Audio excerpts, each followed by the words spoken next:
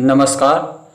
Corona विषाणु से संबंधित यह खबर देशवासियों के लिए राहत और सुकून देने वाली है कि भारत दुनिया का ऐसा देश बन गया है जहां इस महामारी से सबसे अधिक मरीज स्वस्थ होकर अपने घर लौट गए हैं।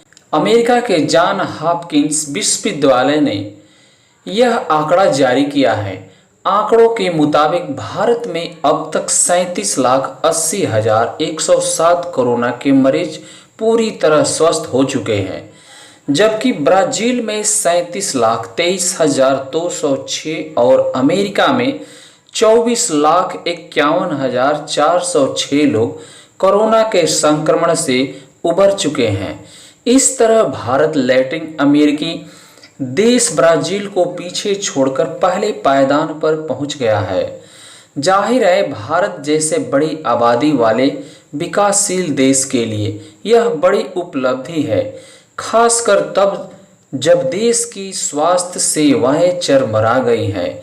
सबसे बड़ा सवाल यह है कि इस उपलब्धि का श्रेय किसे दिया जाना चाहिए।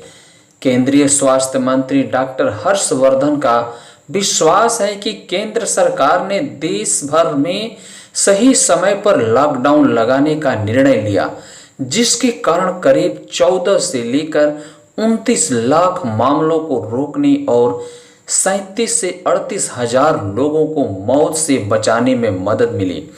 केंद्रीय स्वास्थ्य मंत्री के कथन से सहमति जताते हुए इस बात को आगे बढ़ाते हुए कहा जा सकता है कि इस उपलब्धि में केवल लॉकडाउन का ही योगदान नहीं, बल्कि और भी अन्य कारक हैं जिनकी चर्चा अवश्य होनी चाहिए।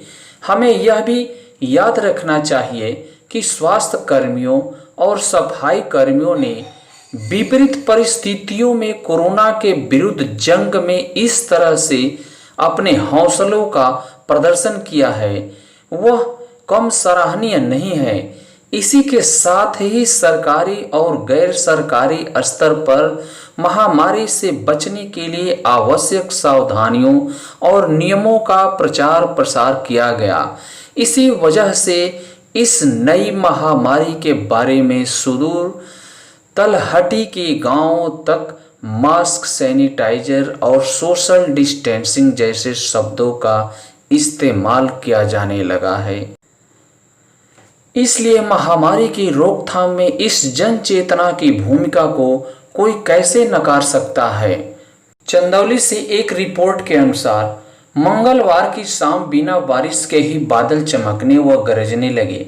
काफी समय पश्चात बारिश शुरू हो गई। इस दौरान आकाशीय बिजली की चपेट में आने से डीएम ऑफिस के पीछे सिवान में भैंस चरा रहा किसान बाल बाल बच गया, जबकि चपेट में आने से भैंस की मौत हो गई। वहीं कमालपुर में धीना थाना के साम गांव के बाहर सिवान में बकरी चरा रहे किशोर नीतीश कुमार 12 वर्ष के आकाशीय बिजली की चपेट में आने से मौत हो गई।